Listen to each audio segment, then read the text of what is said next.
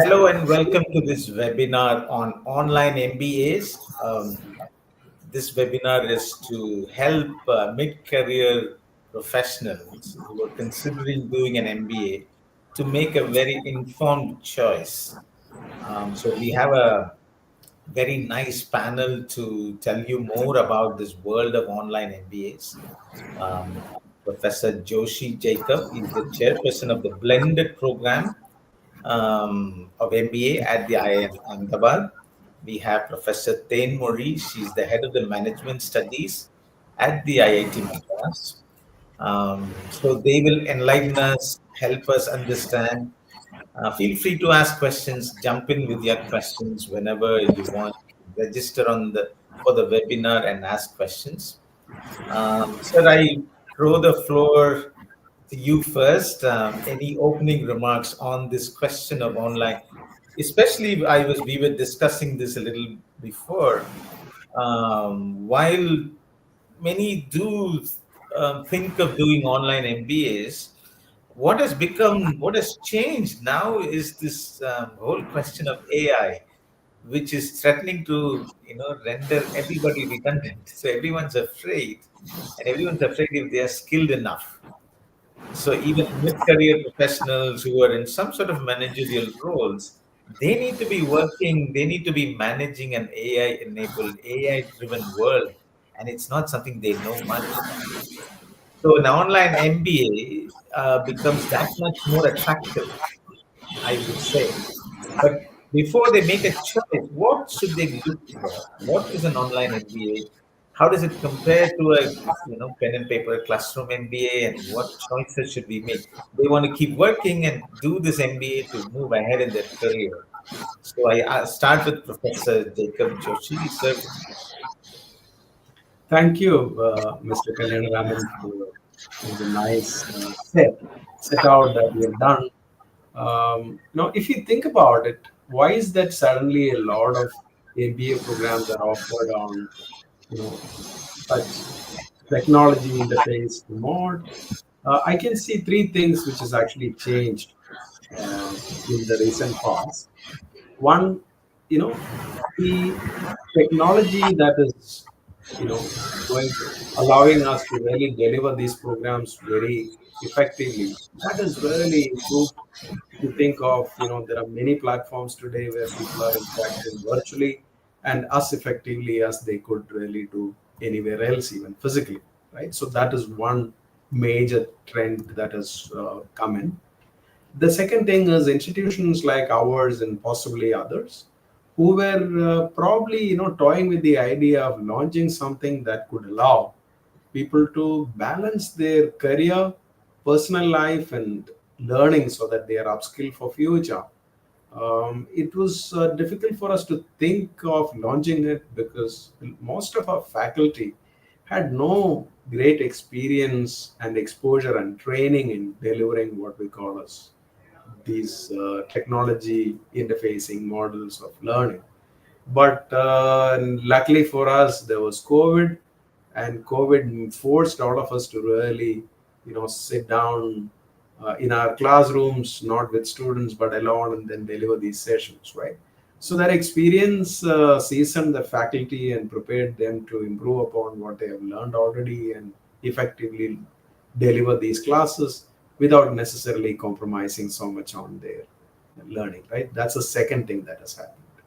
Uh, the third, important shift that makes these programs more popular, in my view, is that, oh yeah, whereas earlier it was really hard for a candidate to really, you know, talk about, oh, my degree is learned through media like technology and online.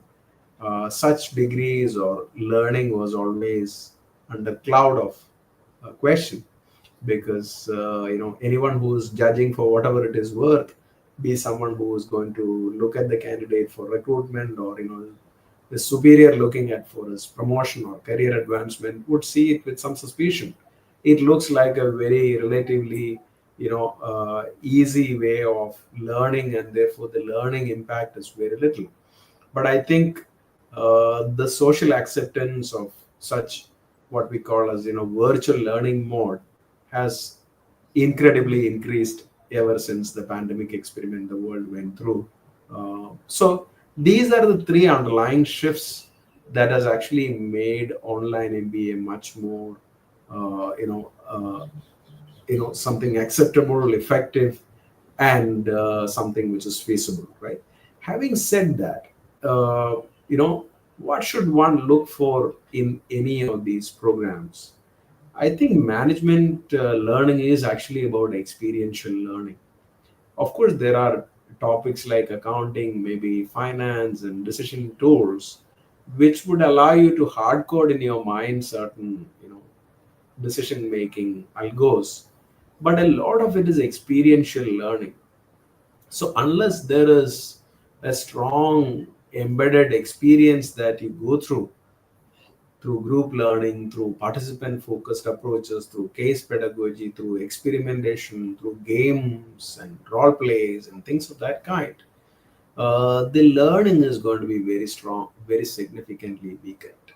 One can't really learn by just watching a set of uh, recorded videos at on pace. Not only that, it is actually low completion rate. It also doesn't really force the individual to really think through the issue and experience it. So therefore experiencing as learning is important. I think if candidates are actually thinking of you know choosing a path where you want to balance between your career and learning.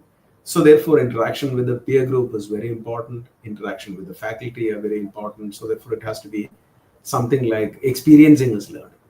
The second thing in my view is that increasingly one would learn more effectively when there is a context, rather than learning certain principles and definitions and examples and concepts. One need to really learn it with a strong application focus. Oh, here is a business context. I have to really build a marketing plan. I have to really build a you know operational plan for a product. That being at the forefront, and your decision tools, approaches, data analytics, everything being in the background, that is a more effective learning. So the application is the second key point that they need to really think through. And in my view, the third and as important an element is when you are far away from campus, you're mostly doing it all yourself, except for classrooms where you interact with your cohort for a while. There are other pathways for interaction. Because if you were to imagine that, okay, someone who does a 2-year program, be on campus, let's say, or a 1-year program, 365 days you are actually on campus, maybe interacting with the colleagues, sorry, peer group and faculty for 8 to 10 hours a day, one form or the other. Whereas if you are actually going to only take 2 evening classes, which is spanned for 3 hours, the quality of that exposure is going to be significantly compromised, right? So therefore, the program should have embedded mechanisms by which strong interactions can be drawn out with within the group, with other cohorts who may be undergoing such similar programs, and with the faculty in the program. So to me, these are the three things that distinguishes a program that makes an impact, which steepens the learning curve of the candidate, and therefore improves the gradient of career of the candidate out of the program. Thank you. Thanks, thanks, Professor, for bringing this very important point that MBA is a lot about interaction, case studies, group learning, and how do we ensure that online? So that's a question that prospective students have to ask probably when they're choosing a course, whether this course delivers that component. Um, Perhaps Professor Thainmurray can enlighten us more on this. How do you, what is an ideal online MBA? How does it deliver this? Because they say that the MBA is a state of mind, right? You're training managers. You're not just imparting skills, although you build on that, but then you're giving them a sense that they are managers, they have to solve problems, and for that, they have to learn how to interact in groups. Interactivity is key to it. Uh, I believe so. So, how does an online MBA ensure that preparation?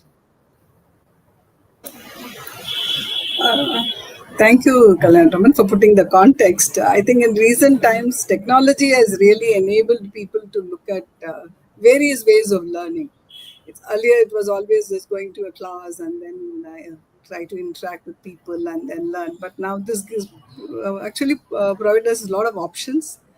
I think thanks to COVID also, where I think it made many people try to continue education online. And I think after that, we see that many programs are coming up online. And when it comes to MBA, I think what we are looking at basically is trying to prepare. Everyone is looking in terms of how they can develop their capabilities and skills, and also try to see how they can be more prepared, because technology is moving faster. And nowadays, as you are saying, AI is something which everybody is looking at. And how is this going to bring in a change? So everyone is looking at how do I try to upskill my knowledge and prepare myself and be ready. Am I lacking something, or should I try to ensure that I try to learn something more? I think that makes everybody looks at MBA, and particularly online MBA people are looking at. But when you make a choice of an online MBA, I think a good program should also try to bring in its. I think there are two types of programs which you normally see. One is they have some recorded videos, recorded learning material, and with which they try to go through it and then try to take up some exams and then do it. But another one, which is where they have some live interactions, are also there. I think when if a program can take care of trying to bring in some live interaction sessions, I think the learning is going to be much more, because recorded sessions is advantageous, not that does not substitute learning, because sometimes nothing like trying to talk and then see the person in person and then try to interact with them, and then the learning is going to be much more higher there. So I think it's important for a good online program. It should also take care of trying to connect with the people. Otherwise, if we are not going to connect, it is left to themselves. I think the learning is not going to be much.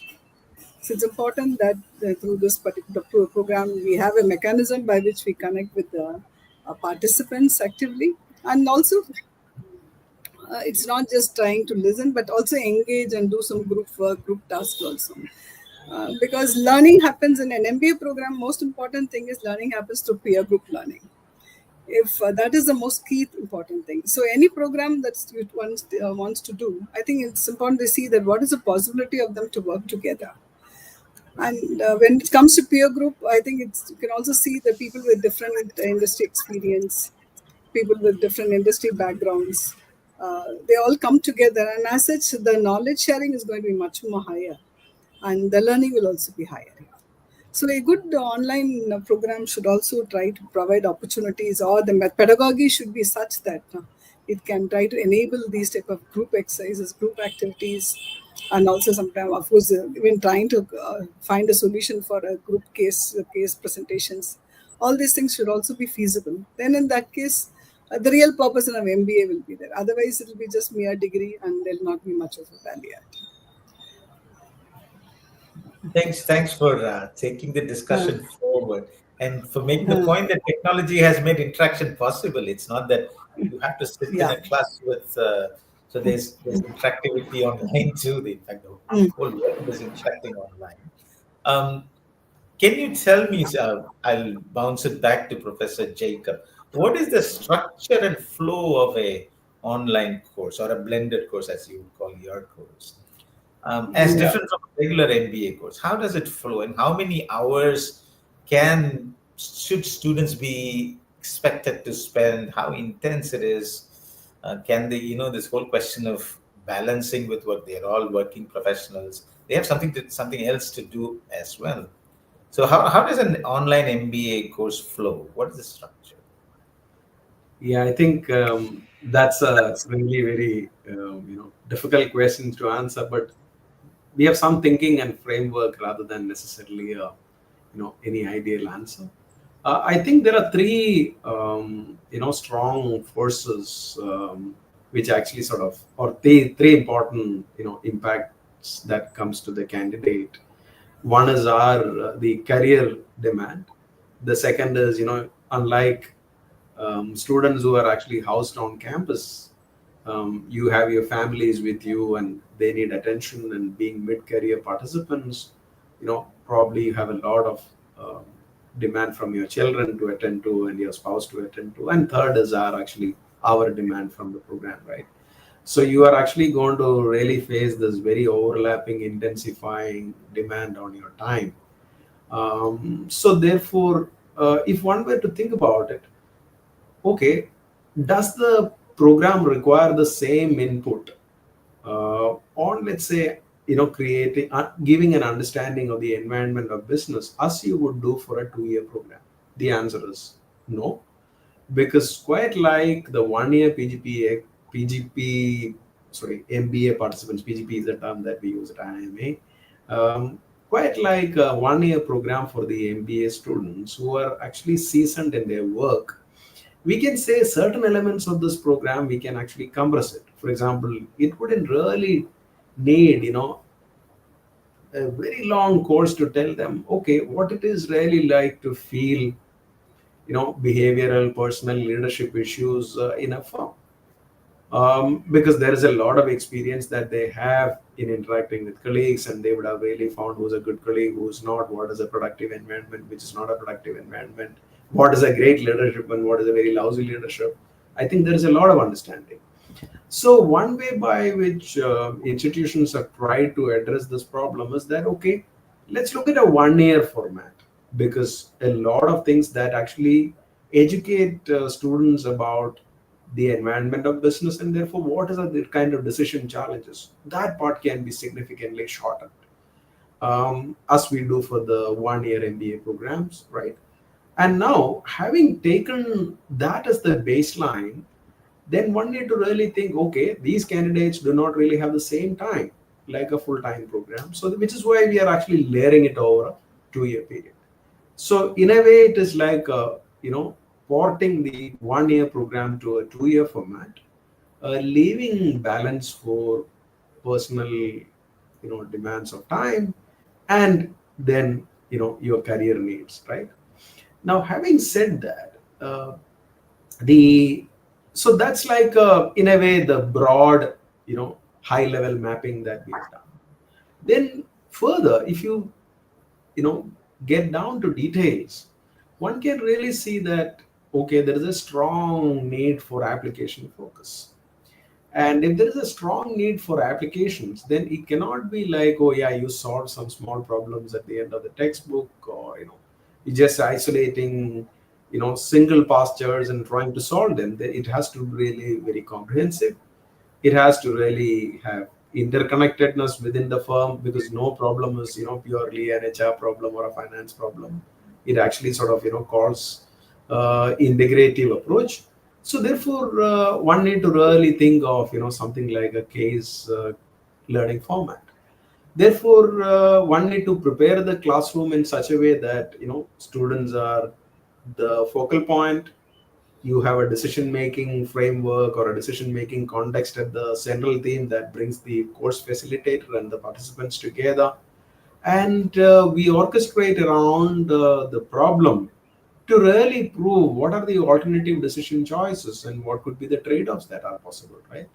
To really get to that decision making framework in an online format, given the fact that you can't employ body language so easily, everything need to be verbalized, and not everyone's emotions or expression can be read out from the format. The class size ought to be optimal. It cannot really go to 100 to 150, 120 students. I think the cohort size is another choice that we make. It cannot really be very large. It has to be an intensive discussion where the instructor is able to recognize, who are the students in the class, and they are able to really see what's going on and what may be with others virtually. The third thing is, in my view, there is a choice between getting certain things done on campus. In fact, the programs IMA has designed, as an example, we actually have a blend between on campus and online sessions. The off camp, or what we call as on campus sessions, What we are trying to do is, in a course, there are certain elements, or in a term, there are certain courses. For example, let's say here is course on negotiation. That is something a little hard to really do on an online format. Therefore, that is more suitable to be done in camp, on campus. They actually sort of get to see how others are dealing with it, and there is a whole lot of uh, you know impromptu choices that you make based on your judgment about the individual's body language, expression, and so on, which is really very hard if you were actually doing that online, right? So there is a split between what we call as offline and online, and there is a kind of it's not a mechanical split. It has to be based on what is most ideal to be taught online. For example, something like principles of accounting, and how accounting is finally getting built up for a business, can be taught online. But you cannot probably teach negotiations or certain leadership issues fully on an online format. They are most amenable for on campus modules. So that's the way some of these hard choices are actually being navigated by us. Then, to multiply the interaction possibilities, one could create study groups, ask them to really sort of go through the material and before the class, and one can even sort of have meetups of these candidates in different places physically, where the instructors and the program management goes and meets them, sets up a meeting where you invite someone from the industry.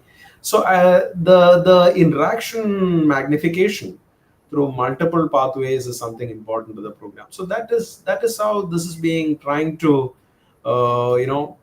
adjust for or compensate for what is being lost, compared to something which is being on campus. So one is trying to nearly replicate, without compromising the learning effectiveness or objective, the same experience for the candidates, by at the same time leaving them the convenience of uh, learning while you're working.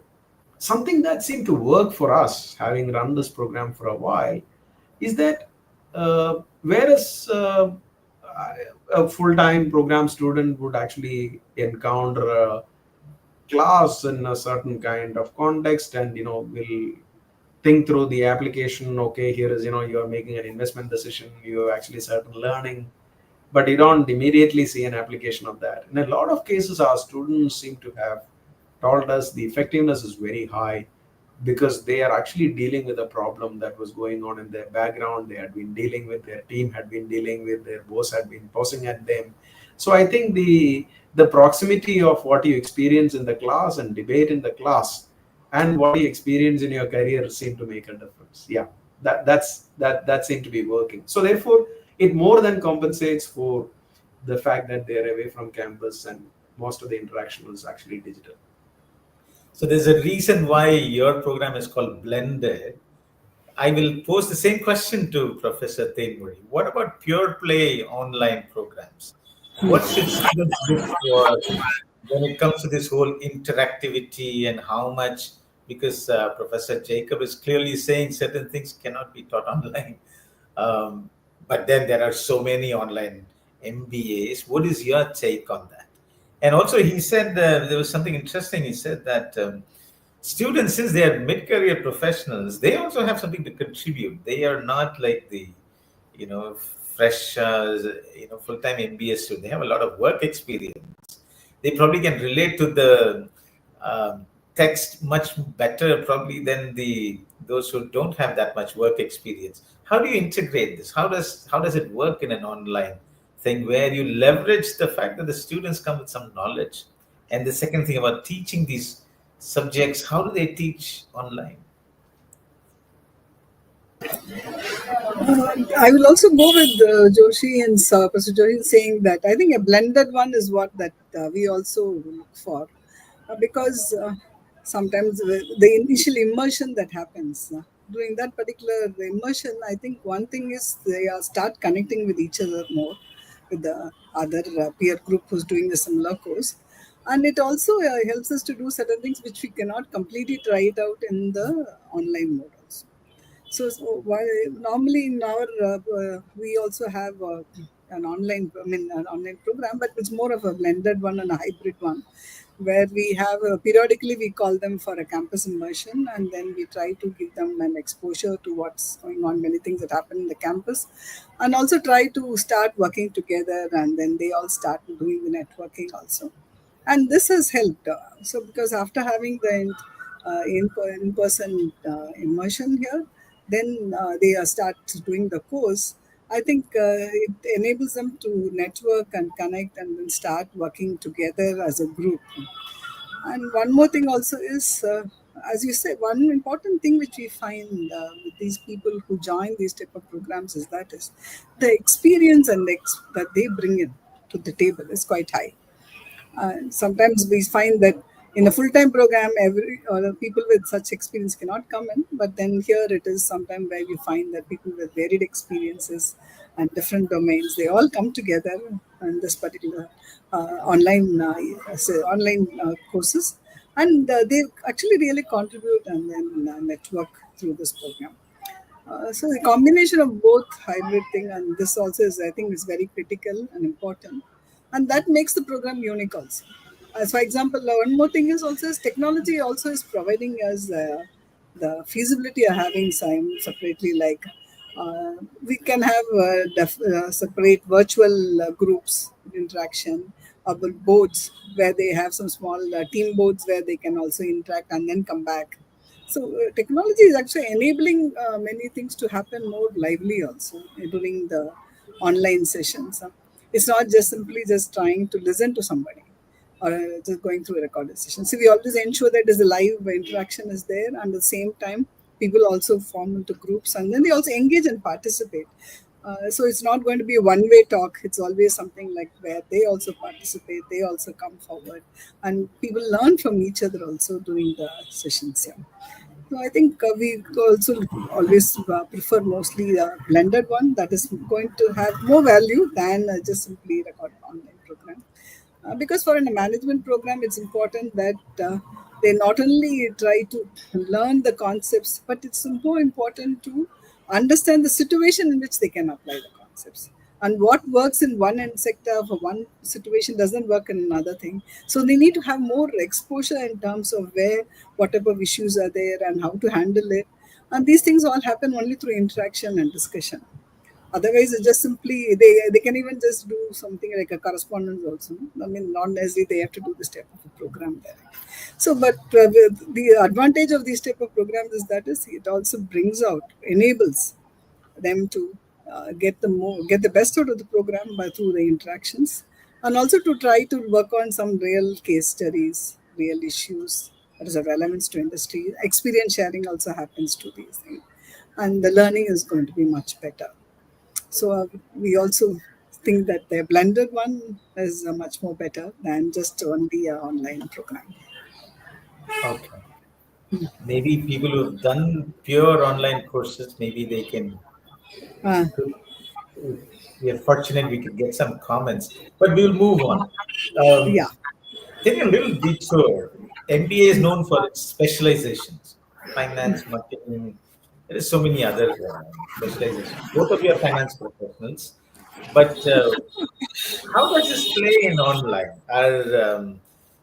Does finance lend itself more to online MBA? Like someone who has spent 15 years doing something else, should they look for cross specialization? Should they look for another MBA?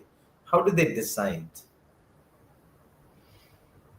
I, Yeah, I think this is something that I think both of us can debate, and there is no good answer. But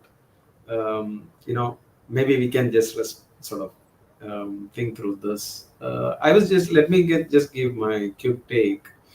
I think a mid-career professional who has been built in one domain really aspires to really move up in career, and therefore other domains, should you pick up appreciation and reasonable skill, the answer is yes. But in our own experience, while that is said, they really want to cross skill and then upskill. Most of them would like to use this as a career accelerator. whereas it probably took you 5 years to really reach to the next your dream point. You could potentially reach that with the learning in another 2 years. Therefore, it's much more advantages for the candidate to really deepen the skills in on field and then broaden your horizon by appreciating the other fields. So that's what is at least seem to be working. Of course, much of it is based on our experience. Let's listen from Mr. Professor Enmary on this. Yeah. See, whatever may be the subjects, I think teaching online and doing it in person, they are totally different. I think the way I think the faculty prepares also is different. Yeah. And particularly in terms of, sometimes I find that people are, depending on the type of the audience, particularly it's a working group which is coming in there, I think they're more receptive also, and they wanted to ensure that they can get the best out of it. And I have found that, yes, it's not that very difficult to teach them online also on these type of new concepts of financial themes. And irrespective of the domain, I think it's important that they have the strategy and the pedagogy that we use for a in-person session is different from that of doing it online. Yeah, and we have to come up with different type of examples, different type of situations or case studies, the way we handle it. I think that's what we do, because only then that makes it, we can reach and connect with the audience. Otherwise, the same strategy, the same approach, same pedagogy doesn't work out there also. And I think it is possible, and people also respond to it. I think once we see that the participants also respond to what we are doing, I think the learning is going to be higher here. So it's not difficult, but I think it's feasible. Okay. Yeah, I think too, if I may add a little bit more, sir.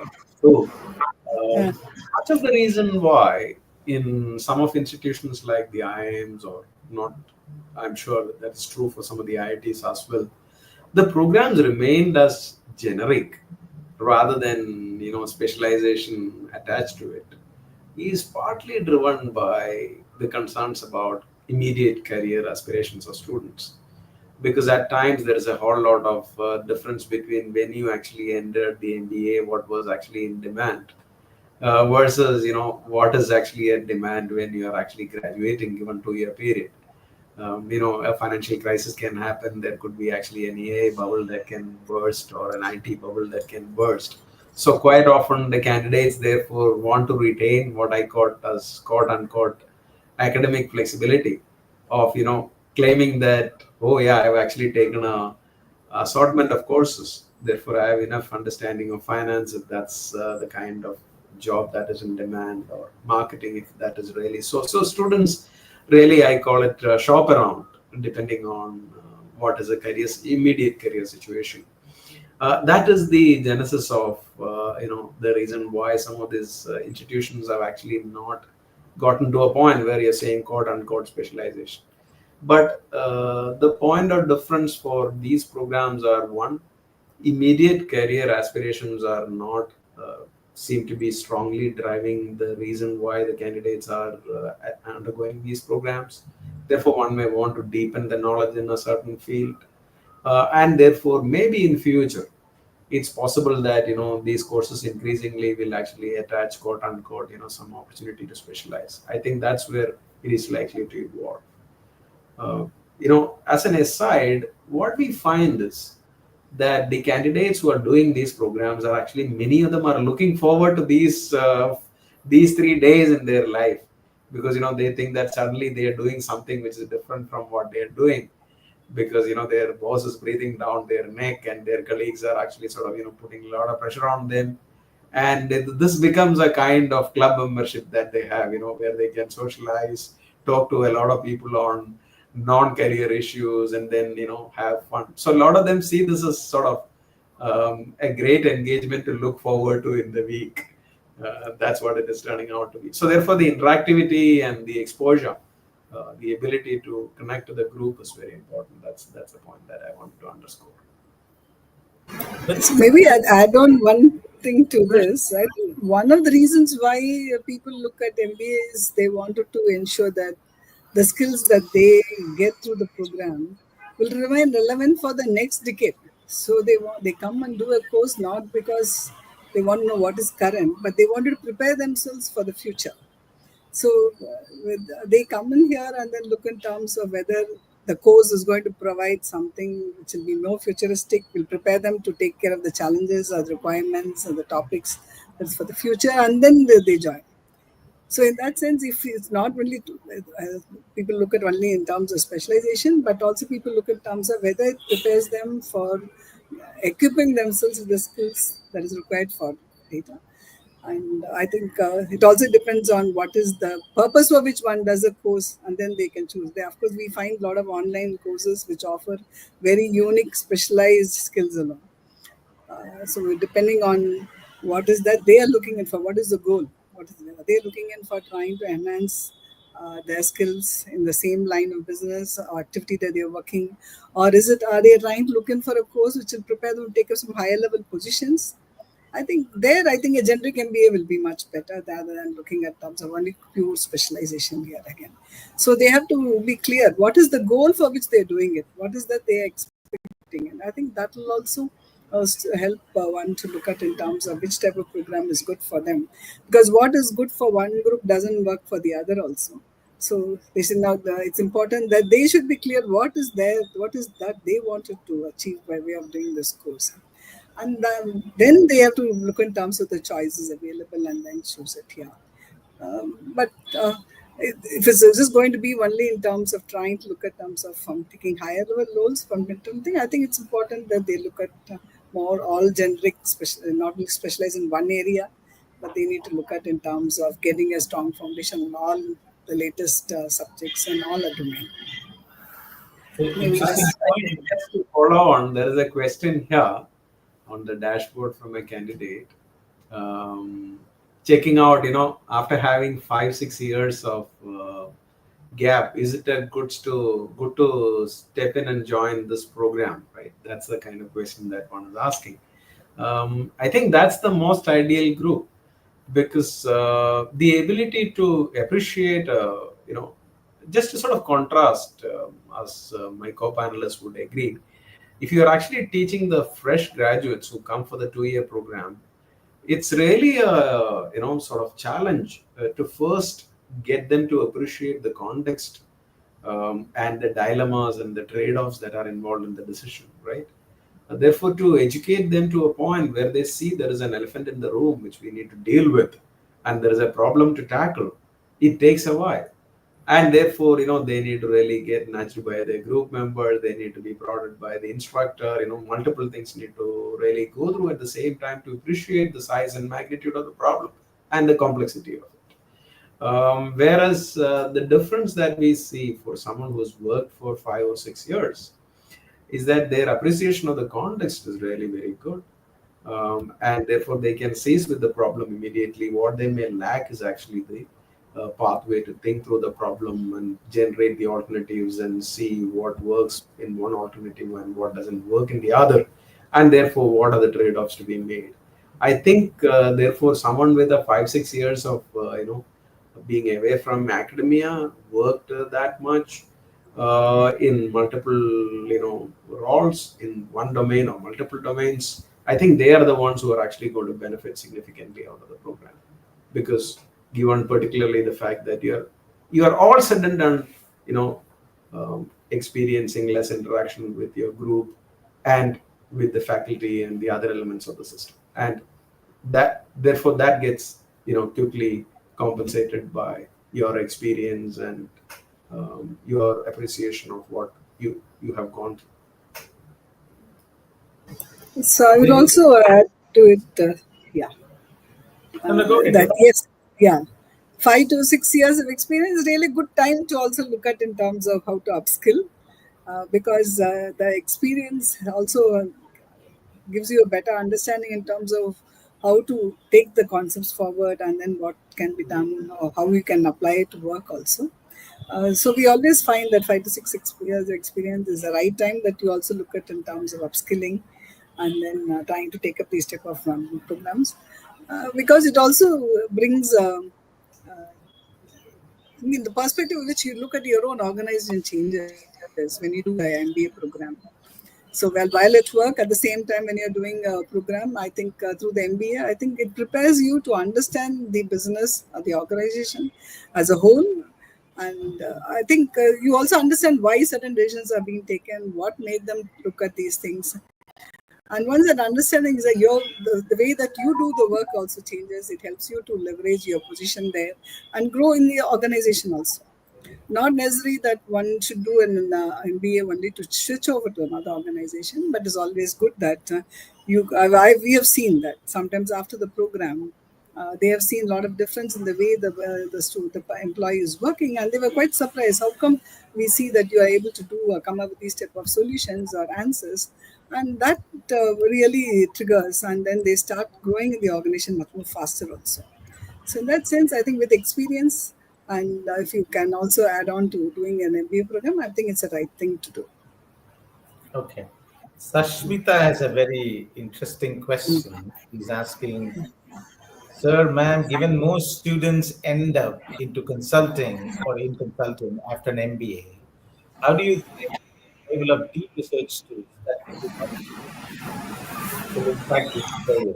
In fact, someone did an article for us about how someone who's passing out of an MBA from an MBA knows how to make presentations, PowerPoints, all the initial things, but that's now taken over by AI. I mean, AI is this big elephant in the room. We were to get to it, but I suppose we can get to it right now. AI is threatening. Everybody's thinking of upskilling themselves. So, what can they do that in an MBA? We can start with what Shashmita is asking. Yeah. Scenarios. Yeah, the that's where I think it's actually doubling down on the need for you know first principles understanding of how is consumer needs generated, what drives it, what are the ways of serving that, how do you orchestrate, convert that into a product, and how do you really build upon a business around it, raise money for it, get people for that. So I think the fact that a lot of things which are available easily as an example or something that could be templatized using a boilerplate approach, all of those business proposals are actually going to be immediately generated by large language models or some AI tool. If you're actually going to do a cookie cutter financial analyst report on a stock, it could be built by an AI model like Perplexity or something equal. Therefore, that actually calls for going back and strengthening our first principles understanding of from conceptualization of a certain need all the way to really building a business around it.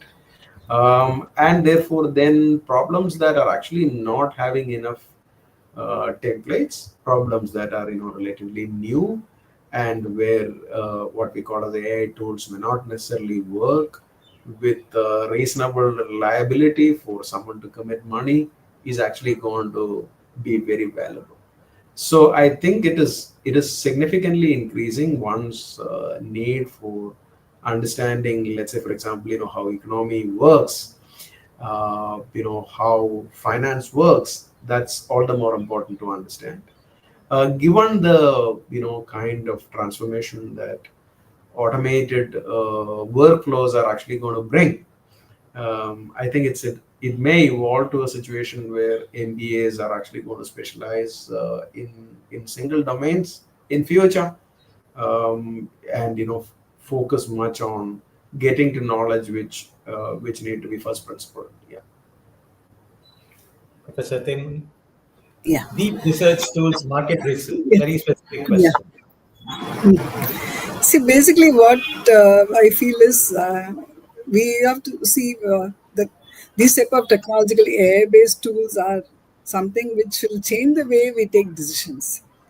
And we have to see how to integrate it to the decision making process rather than it's not going to be a fear, it's not going to affect a career. I think you have to see how to make use of it to build your career. So that's what when we are talking in terms of even in learning concepts and tools, I think we are trying to see how we can integrate AI into the pedagogy itself, so that it can be useful for decision making. So we have to accept that rather than looking at as a sense of fear over it. I think we have to start looking, see how I can make use of it. Okay, if it's going to be much more faster and give you some information, now using that, how do I proceed further? I think you not spend much time in trying to do certain things, but then I must know how to make use of these tools and techniques effectively for my decision making of the purpose or the situation in hand. So it always, I think you can take it positively, and it's not nothing to worry about. I think all of us, irrespective of whether it's marketing or it's going to be finance or it's going to be in supply chain, I think everywhere AI is going to bring in a change, and we have to see how to integrate that to the decision making process. We have to accept it and then start looking at in terms of what is the best way by which it can be integrated, and then I think go on. I think that's the best thing to do. Okay. We had a very interesting question early on. Sharat, I think he was asking, I'm bad in marketing. I put 6 years. I haven't done too well in sales. Should I do? Will doing an MBA, online MBA, make me a better marketing professional? I think that's what he wants to know, I suppose. You're not very good in it. Why don't you do an MBA? Is that the Yeah, reason?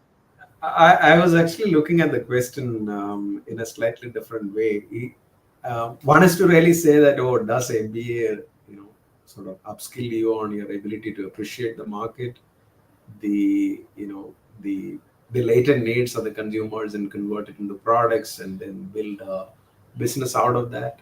I think the whole of MBA is just about that, right? Because MBA is about really being able to appreciate the latent needs and convert it into a context which is a compelling case where you're solving a customer pain point, and then how do I convert the pain point into a product and then into a business, right? So therefore, that's one way of looking at things. The other is possibly the candidate, sorry, the question is also implying that, oh, I have 6 years of work ex in a large bank, and how am I going to really capitalize on that? Rather than, I don't want to get into marketing because that's not something that I love to do, or not I have a, sort of have manifest skill to do. So can really the 6 year experience in banking, take me further forward? If that's a question, I think, all of these programs offered by different institutions which are seriously into this domain have a lot of sectoral focus. For example, a program from like ours actually has, sort of large set of courses which are focused on finance, financial services industry, fintech, AI, decision making, data analytics, another bucket, then into operations. So you can really go deep down. So I think what one need to, effectively visualize is the only difference between reasonably well thought out, what we call as program which is offered on digital mode with interactions, is that the candidate come at a slightly late stage of their career into the program, number one. Number two, the significant part of their interaction is based on digital mode. That's the only difference. So it is not different from any other MBA by experience, neither by the learning method, nor by the topical coverage, or by the rigor of the program. Right. So I think that's a way one need to think about it. Professor Temuri, would it be that people are taking career breaks? Would an online MBA or a blended course put them back into a career? Many people take career breaks for many reasons. Women take it for other family reasons. Men do too. So, will an online MBA give them that entry to a more managerial position in their career? Would you advise? See, I think sometimes people take up a job and then they are there not because that was their choice, sometimes because what they got it, and sometimes they find that it is not their interest. And then I think doing an MBA helps them also to look in terms of try out where they can do better. So in that sense, doing an MBA program, I think as you're saying, this case where he's not good at marketing, it doesn't mean that you can also look at in terms of some other related domains where they fill with the exposure and banking. We can now start looking at specializing in other things, and then you can look in for a career change or a change in the profile of the work also, and that will help the person who's looking at it. And now, as you was mentioning, uh, I think a lot of many people have a career break. Yes, and for them, this is something is an advantage, is because now there's a lot of hesitation also when there's a career break. Should I do something to work? But then doing a program of this, taking an online MBA, actually prepares them, gives them a much more better knowledge, and also it helps them to update also. Sometimes whatever is there, things are also changing. If you have not been continuously updating, then it is going to be difficult for you to, when you go for any work, or even if you want to become an entrepreneur. I've seen many people at this after break, sometimes they also make a choice of becoming an entrepreneur. Then in that case, doing an MBA also gives them a better exposure and better understanding of things. And one more important thing is, particularly those who come with the break, I think it gives them an opportunity to know about others, meet others, connect with others, and also try to experiment also. So in that sense, I feel that yes, those with the break, I think it's good to always take up the step of some online MBA program and then try to equip themselves. And then also it helps them to also overcome the fear, the sense of fear that they have, and then start looking in terms of what they can do. And then try to venture into the industry in the workspace, or otherwise, even you want to become an entrepreneur, you are aware of what it is required to be a business person. So then in that case, you have a little bit of confidence to further venture into it. Hmm. So I think this is, and one more thing is it also makes it convenient for them, because little bit of one advantage of doing an online program rather than a physical program is you can do it at the time it is convenient, and sometimes also cost effective. That's also one of the reasons why people choose an online program. So in that sense, there's another easier way by which they can try to equip themselves and start seeing how they can fulfill their own dreams of doing something which they could not do earlier. Now, can I try it out to this? And this gives them an exposure, and then they can do it also. Many Mm. choices there, I suppose. Mm, But yeah. tell me, both of you have many years in this. Uh, I would ask you to speak with some candor. How many do actually end up finishing these programs successfully? Um, the reason I'm asking is we did some reporting on the courses offered by IIT Madras in data analytics and electronics. A lot of people sign up. It's a program offered by IIT, so it's their dream. They didn't clear JEE, so I mean, for many reasons. But then the course is as intense as anything else that IIT Madras offers, and then not many end up finishing. In fact, the people who graduate is a very small percentage. Is it different in online MBAs? Do they sign up and then think that they'll be able to do it, and then they just drop off because they don't have the time or energy or effort or that focus that is required? What is your in your own courses, your own institutes, elsewhere? Shall I go first? Yeah. Okay. I think globally the completion rates for what we call as pure online courses is relatively low, because these are all necessarily self-paced, at your convenience courses with very broad deadlines, and candidates find it probably challenging to really self-learn, because a lot of it is, as I said, is something to experience. So therefore, in those kind of programs in general, the documented evidence is really very low completion rates. But having said that, the programs which are generally of what we call as blended in nature, where there's a much higher commitment in terms of your time which is spent. It's a two-way commitment. The commitment from the institution, where you're actually we are trying to replicate the same experience that you have um, in the classroom. In those kind of programs, the completion rates are pretty high. It is near 90%.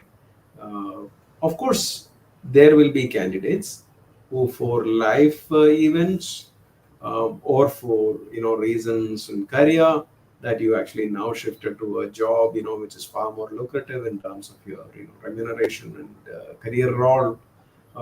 There are a number of very genuine dropouts that happens, but I think they are rare in our experience so far. um, Otherwise, the completion rates for at least the program that we experience is pretty high, very high. In fact, it is not significantly different from sometimes a full-time program, because only for medical reasons plus some career unavoidable reasons people actually leave. Professor Temuri. Yeah.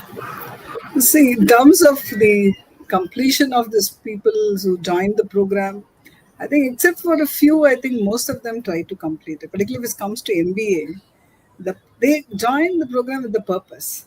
So not just because they've joined it, just because they wanted to join. So as a result, the desire to complete is also higher. And that is the reason why what we also find is their level of participation is also quite higher when we have these live interactions and sessions also.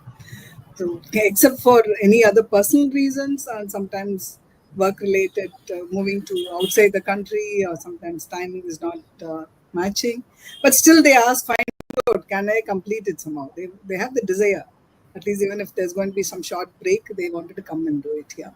That is there, and that's where the MBA, online MBA is concerned. We find that the desire to complete and the percentage of completion is much higher than the other type of programs, because it's working people, they join with the goal in mind, and as if they wanted to complete it, otherwise they don't achieve the purpose of having joined the programs.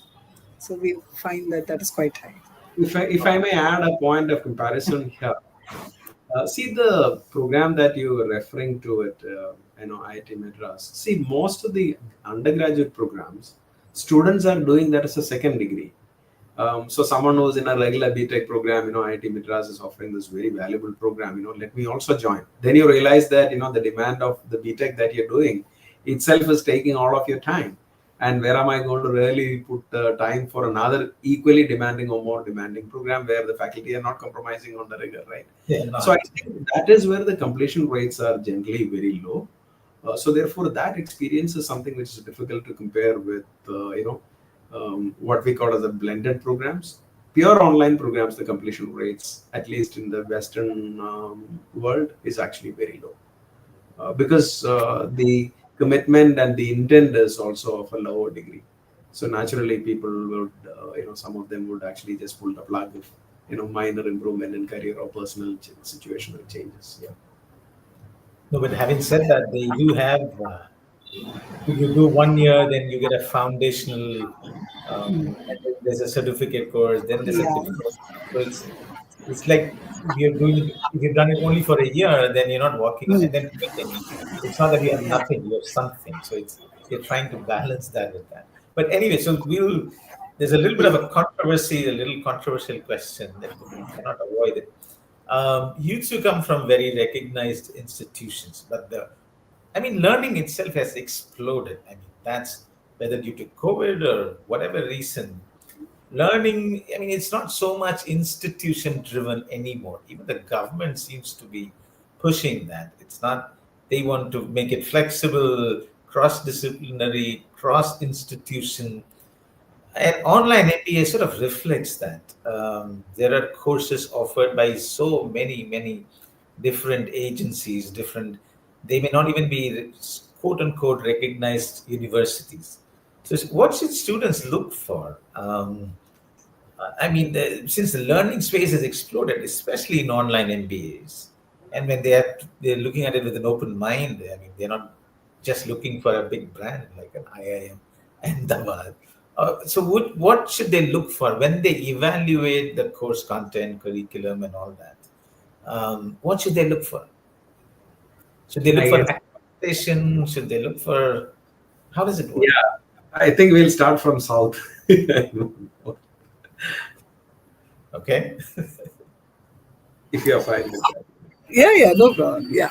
So, see, one most important thing is options are plenty now. I think what people look at when they are making a choice of the program is whether it suits their requirement or the goal. I think the first thing that one should look at is whether the program is going to be not something talking about what is already there, but something new. Is it more updated? I'm sorry.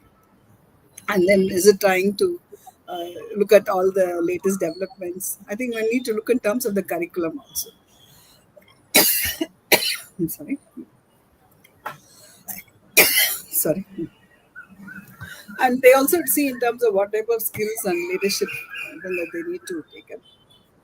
I think I'll just take a break. Maybe Joshi Right. can continue. I will just thank you, Marie.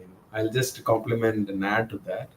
I think the strong plank on which an MBA is transforming somebody's skill set is by exposing them to a large number of use cases. Through the program, across domains of the, and across industries and contexts. Therefore, candidates should actually give, some attention to the extent to which there is, applied focus and experiential learning being created by the participants, right? That I think is an important thing. And equally important is the learning through the peer group. And therefore, are you really only meeting just in the class, or there are opportunities embedded in the program which provides for more deeper and wider interaction opportunities within the group? That is actually going to make a whole lot of difference, because think about it, in a class of 60 you have candidates who are coming from very different industries, and being able to really learn from their experience, which may not necessarily always be created a situation in the classroom. You should be able to really get all that. That's where formal sidebar conversations and interactions will actually add significant value. And therefore, a design itself should have a lot of opportunities for interactions in class and out class.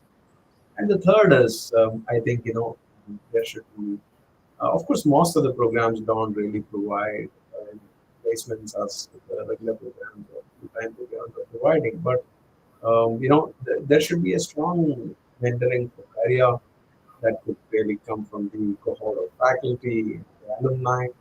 I think, therefore, being in a program which actually has a strong leadership role and career guidance, that's also important to create take value out of these programs. Yeah. Okay. So I'd like to add to this is I think when making a choice, one should look at the is a scope for any experiential learning and practical application in the course.